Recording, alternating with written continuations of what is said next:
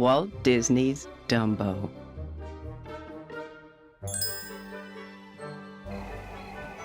It was morning at the circus. Hopeful mothers looked up as storks flew overhead. Each one carried a bundle holding a baby animal.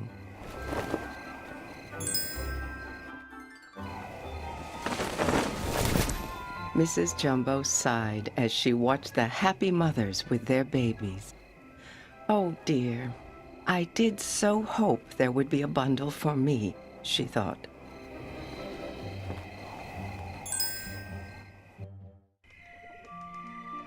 At long last, a stork flew into Mrs. Jumbo's railway car with a large bundle.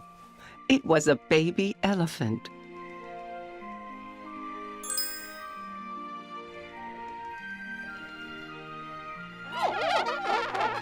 The other elephants began to giggle. "Dumbo," one of them said. But Mrs. Jumbo didn't care what the other elephants thought. She loved her baby, big ears and all.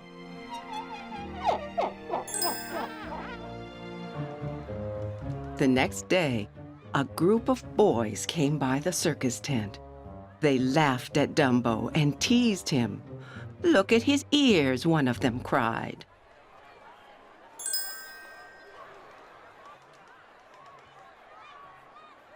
Mrs. Jumbo tried to protect her baby. She lifted the boy away from Dumbo. "Help! Help!" he wailed. The circus keepers raced in. Soon Mrs. Jumbo was locked in the prison wagon.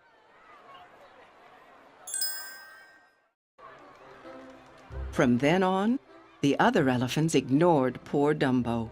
They even turned their backs on him.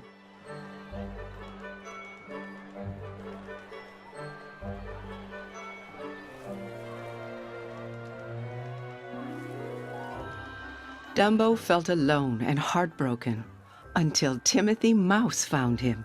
He liked Dumbo. At last, Dumbo had a friend. Timothy wanted to help his new friend. "All we've got to do is build you an act," the mouse explained. "Make you a star."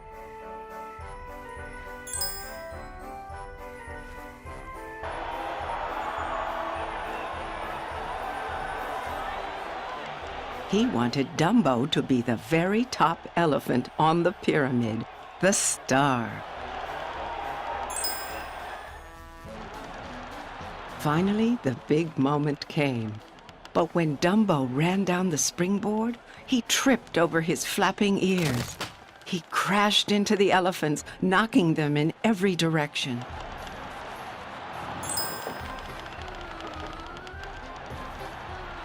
Now the elephants were angrier than ever with Dumbo. But the ringmaster had one more idea.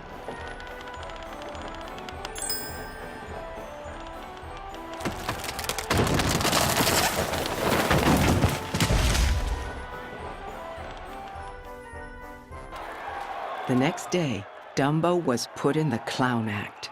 Being a clown made Dumbo sad.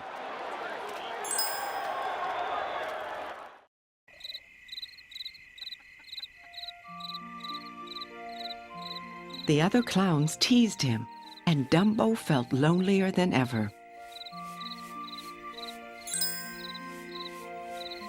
"We'll go and see your mother," said Timothy to cheer up Dumbo.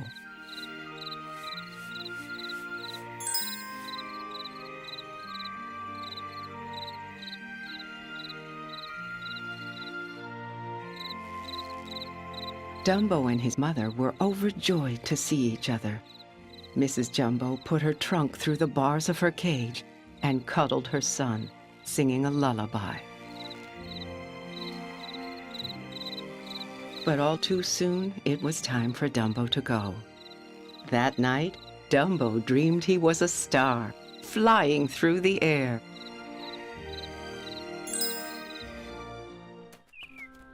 The next thing Dumbo and Timothy knew, it was morning. When they opened their eyes, they saw a group of crows looking at them. They were high up in a tree. Timothy and Dumbo wondered how they had gotten there. "Maybe you flew up," joked one of the crows. "Yes, that's it," cried Timothy. "Dumbo, you flew! Your ears, they're perfect wings." The little elephant was surprised. He couldn't really fly, could he?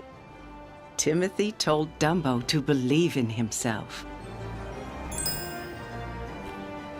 One of the crows gave Timothy an ordinary feather and whispered, "Use the magic feather." Holding the feather in his trunk, Dumbo soared from the edge of a cliff. He was flying.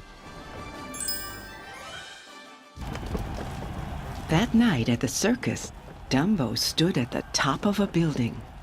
He didn't feel frightened. Now that he had the magic feather, he knew he could fly down safely. Dumbo took a deep breath and began to flap his ears as quickly as he could. Suddenly, Dumbo was flying. He didn't need that feather after all.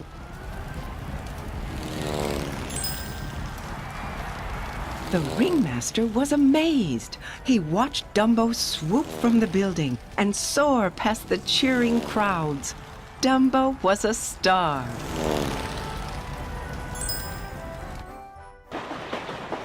Before long, Dumbo was famous all around the world, just as Timothy said he would be. Crowds flocked to the circus to see Dumbo, the amazing flying elephant. The ringmaster released Dumbo's mother and gave her a special train car of her own. And Dumbo and his mother were very happy. The end.